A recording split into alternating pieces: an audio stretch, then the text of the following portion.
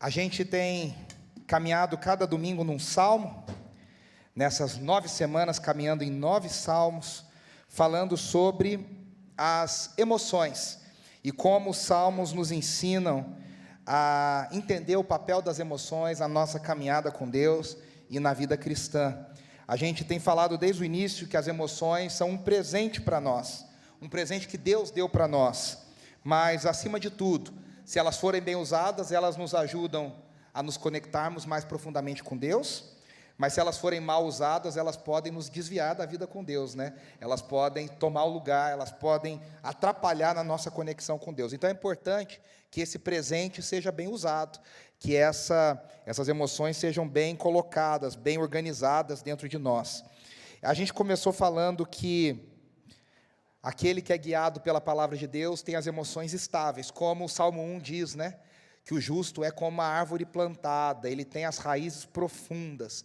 O justo é aquele que tem emoções enraizadas no seu coração, não é levado por emoções passageiras, não deixa ser enganado por coisas que vêm e tomam o nosso coração, mas a gente procura ter uma estabilidade no nosso coração.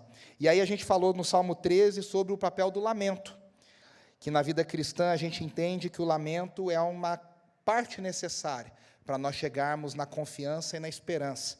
Não existe adoração profunda sem que passe por lamento, sem que passe pelo sofrimento, sem que passe por nos queixarmos, por contarmos ao Senhor aquilo que está no nosso coração. A gente falou que o lamento não é o fim, mas é um caminho, né, que nos conduz à esperança.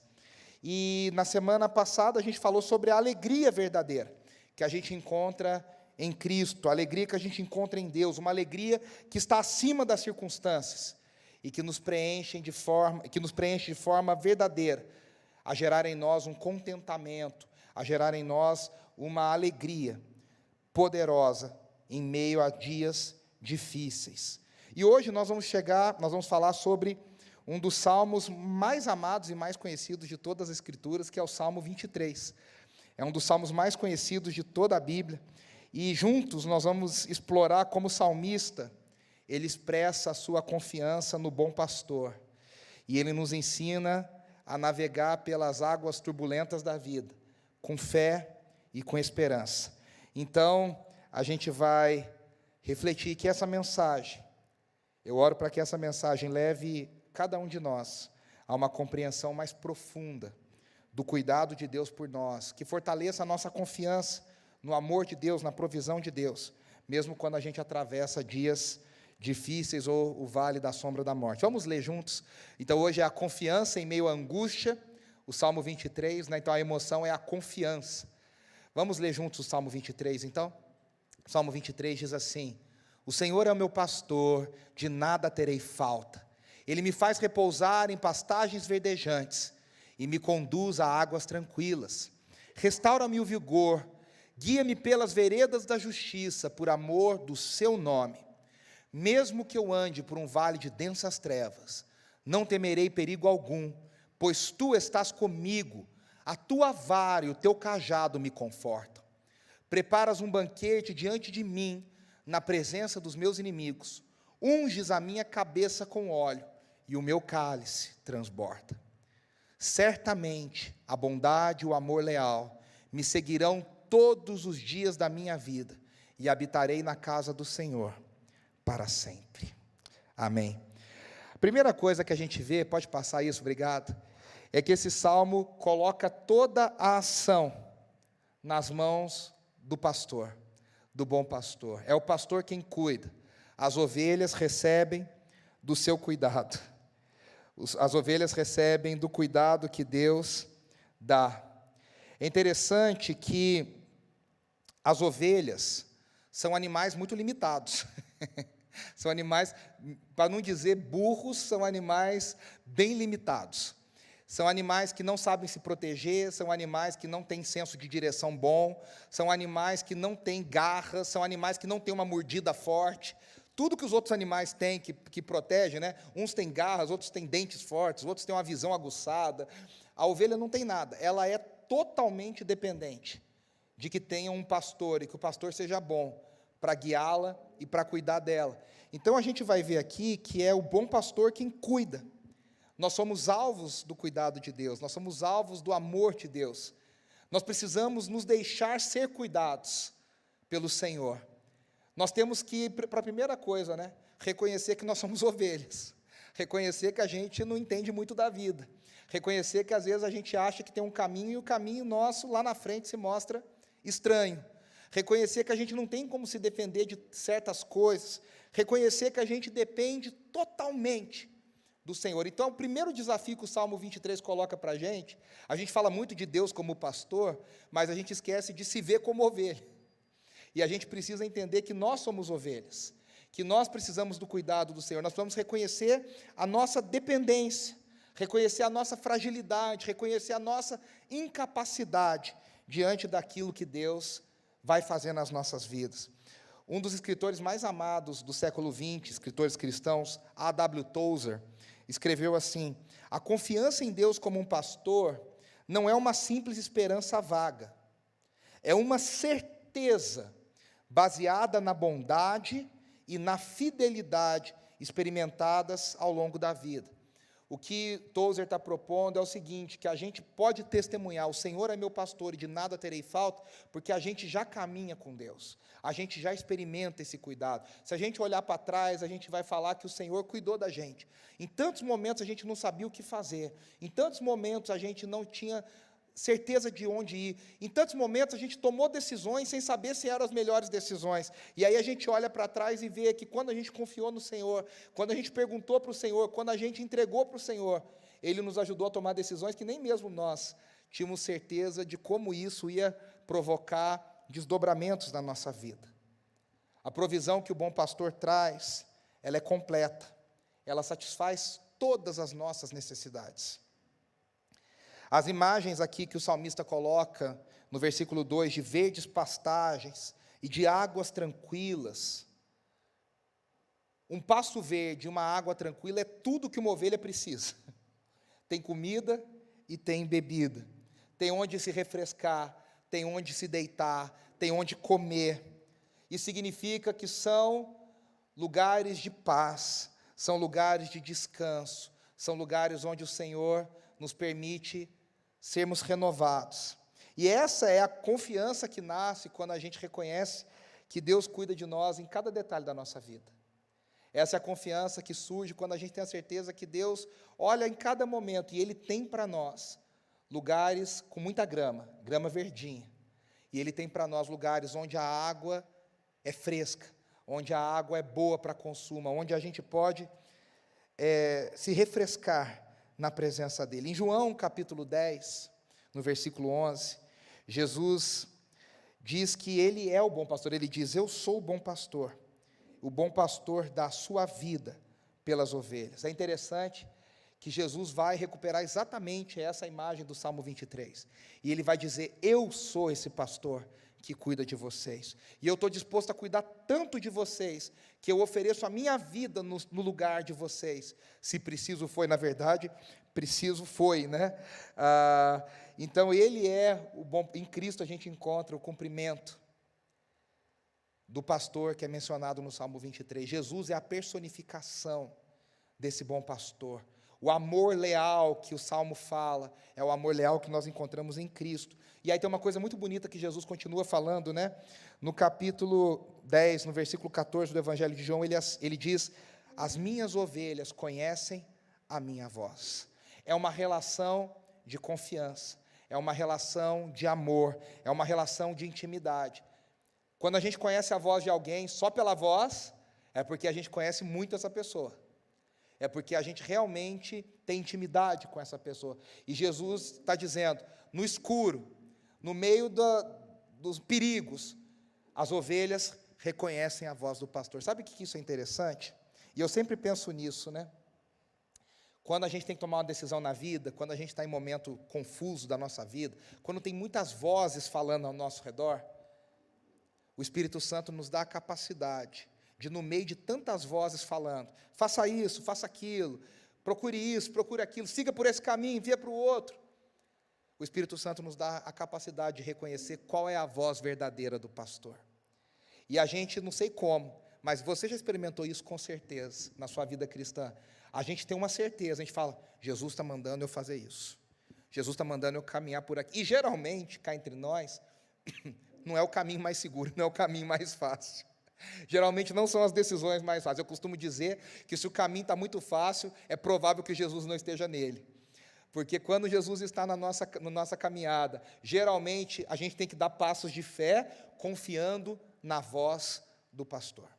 Confiando que Ele é o nosso pastor. A gente sabe que nós somos dele, que Ele nos ama, que Ele quer o melhor para nós. Então, nós como ovelhas não temos um bom senso de direção. E sem o bom pastor a nos guiar, a gente pode vagar sem rumo, e a gente pode entrar em situações muito perigosas. A nossa primeira oração é ao bom pastor que nos direcione, que nos oriente, que nos leve no bom caminho, para que a gente chegue nos lugares de paz, para que a gente encontre gramas verdes, para que a gente encontre águas frescas, onde a gente pode se refrescar. A segunda coisa, no versículo 3, pode passar, por favor, é que o pastor é que restaura.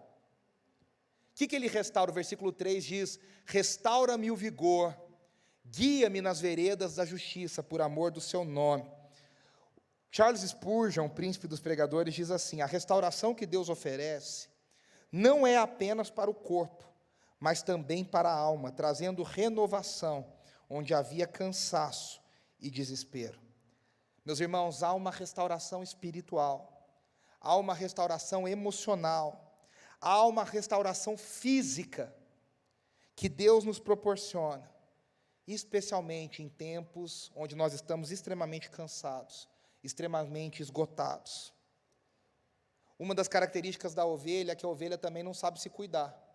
Ela precisa que o pastor tire dela parasitas, precise que ele olhe a saúde dela, porque elas são propensas a ter várias doenças, e sem esses cuidados, elas podem adoecer gravemente. A gente precisa que Deus também nos cure, nos renove, nos revigore,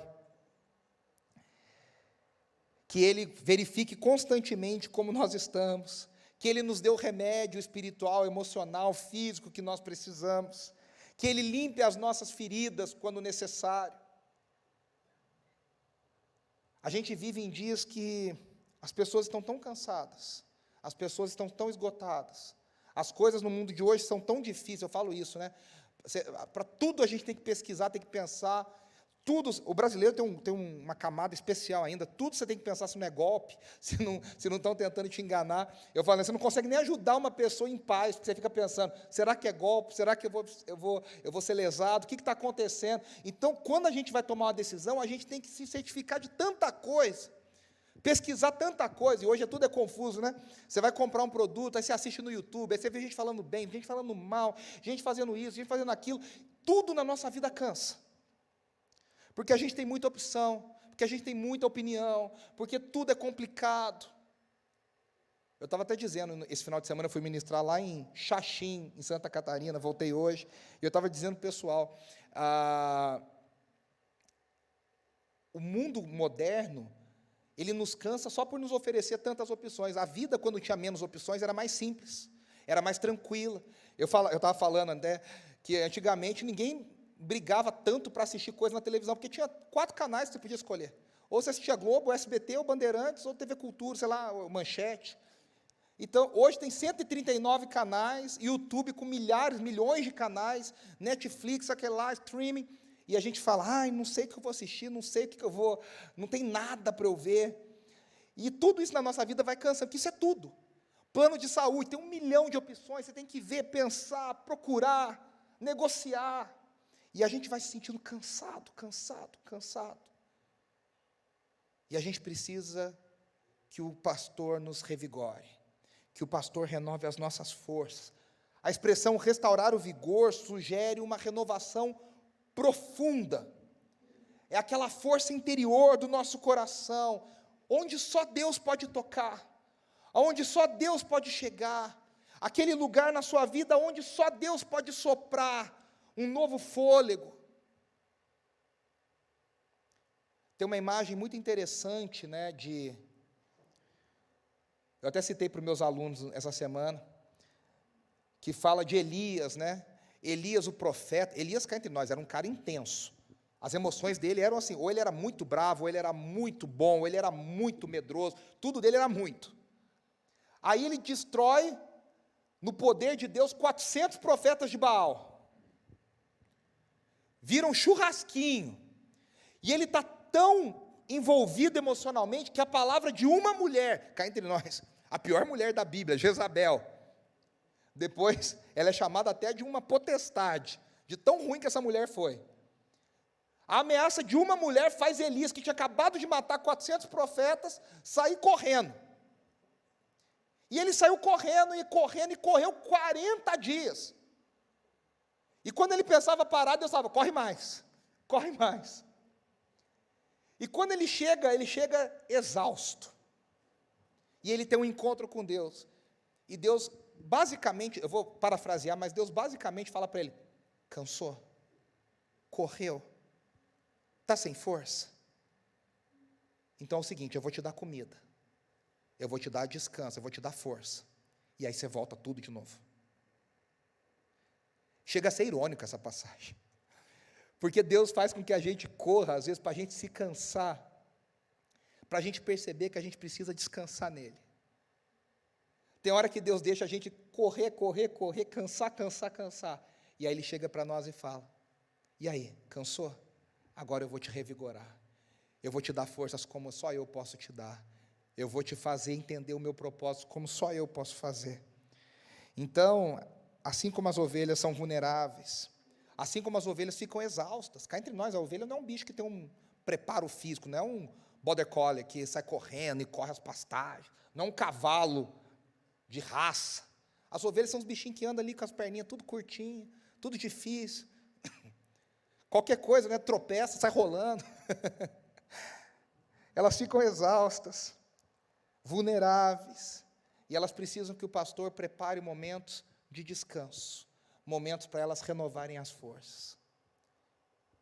Eu não sei você, mas eu preciso encontrar em Deus sempre esse lugar onde a gente encontra descanso.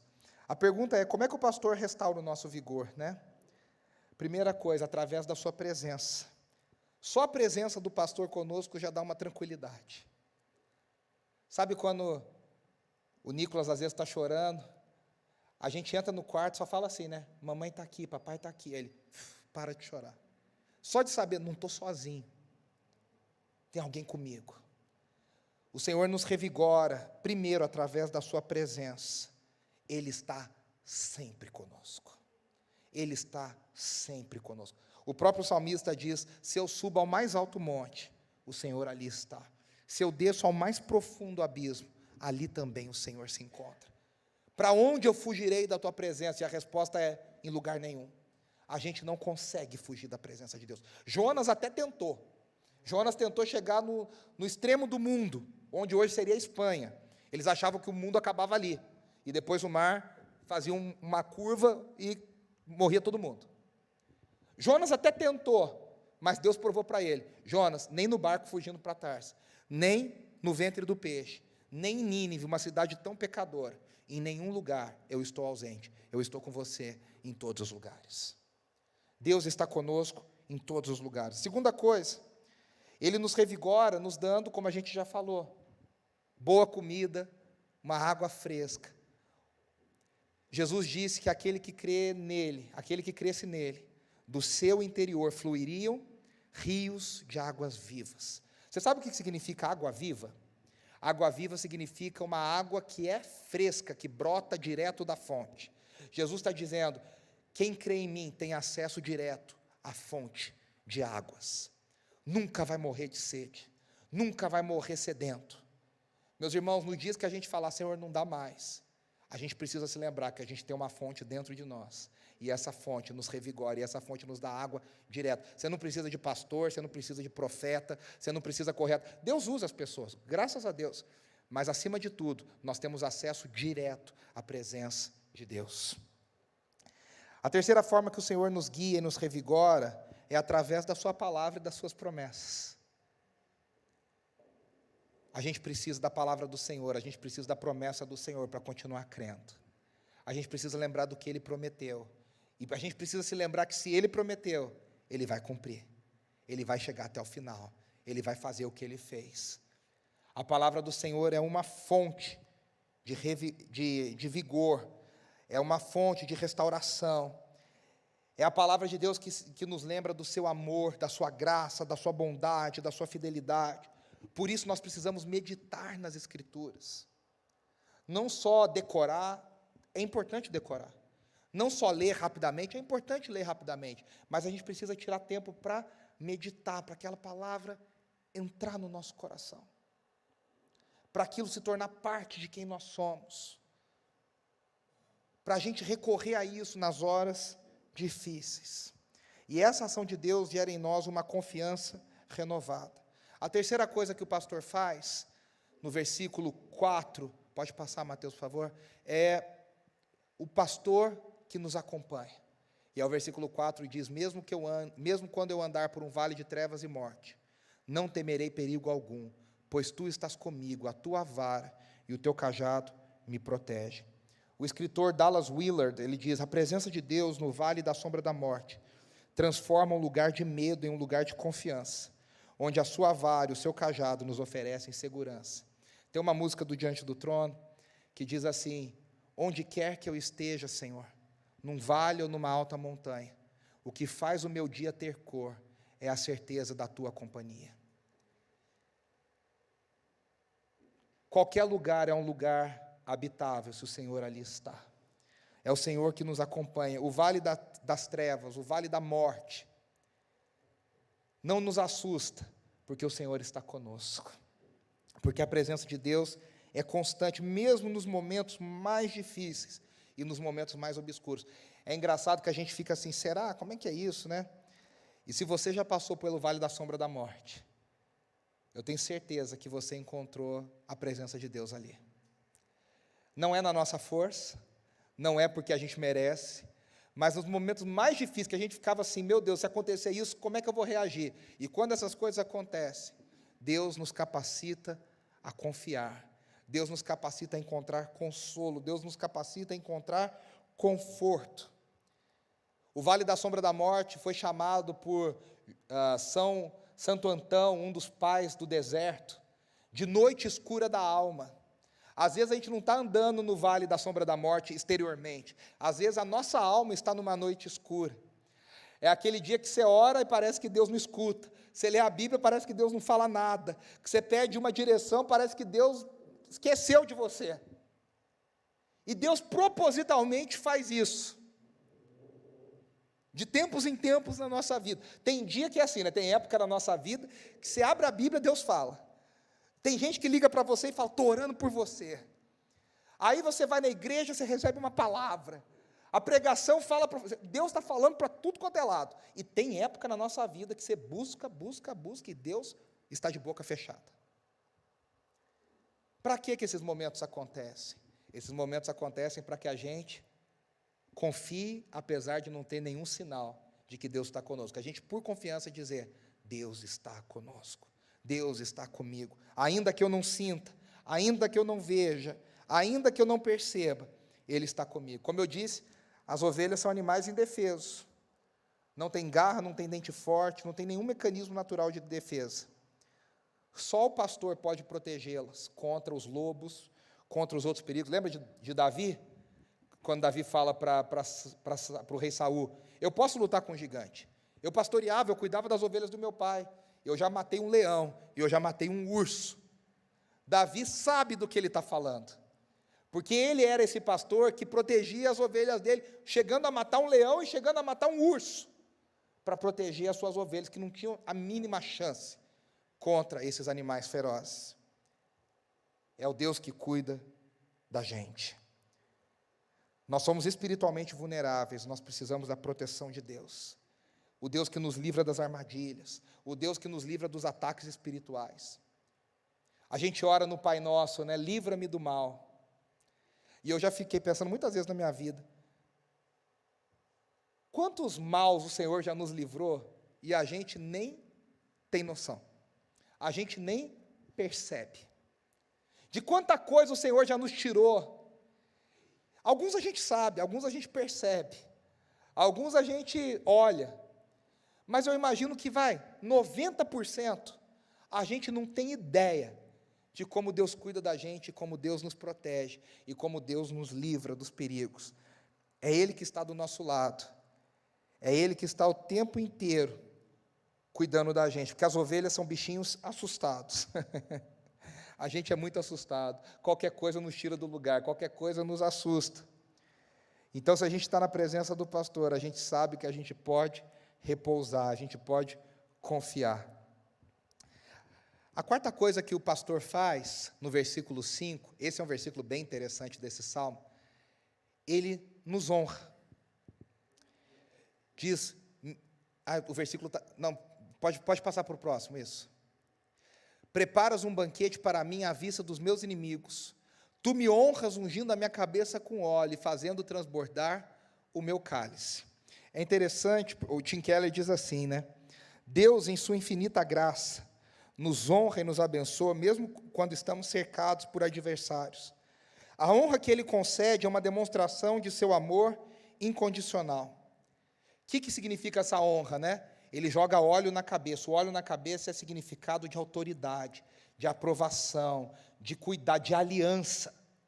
E ele coloca mais vinho no cálice, ou seja, ele está dando a provisão, ele está dizendo, vamos beber, vamos cear juntos, vamos comer juntos, para a gente celebrar. E aí você pergunta o quê? Celebrar o quê? O inimigo está ali, ele faz isso na frente do inimigo. Aí que é interessante, o bom pastor prepara a festa antes da vitória, com a certeza de que nós temos a vitória em Cristo Jesus, com a certeza de que nós somos mais do que vencedores.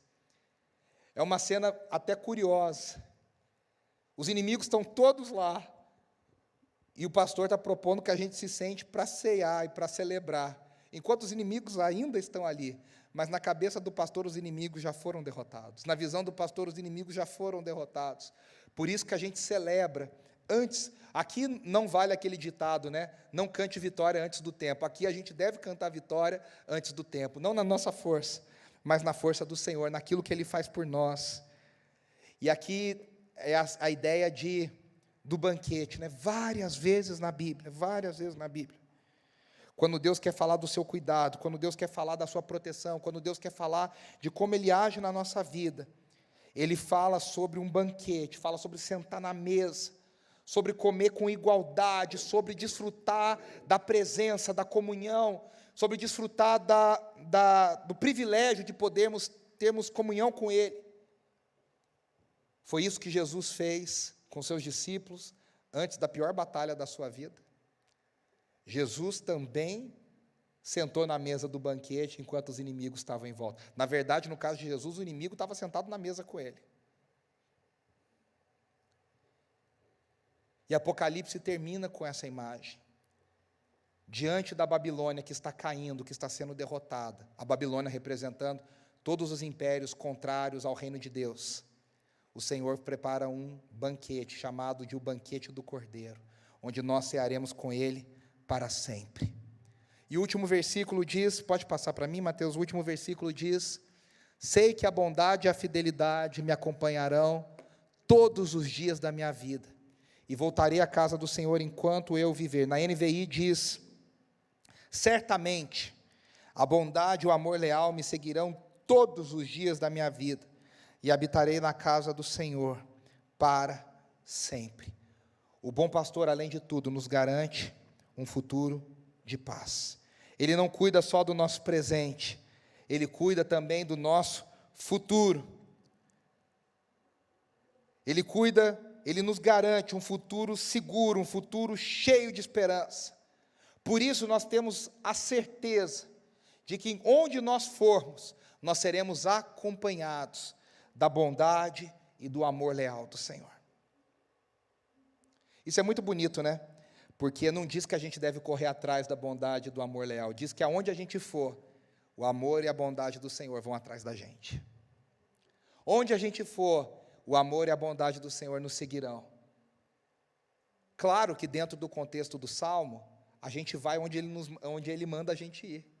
A gente faz, a gente obedece o que Ele manda fazer. E aí nós temos a certeza, se o Senhor está conosco, e Ele está, se a gente o obedece, e a gente deve procurar obedecê-lo, aonde nós andarmos, nós seremos seguidos pela bondade e pelo amor leal do Senhor.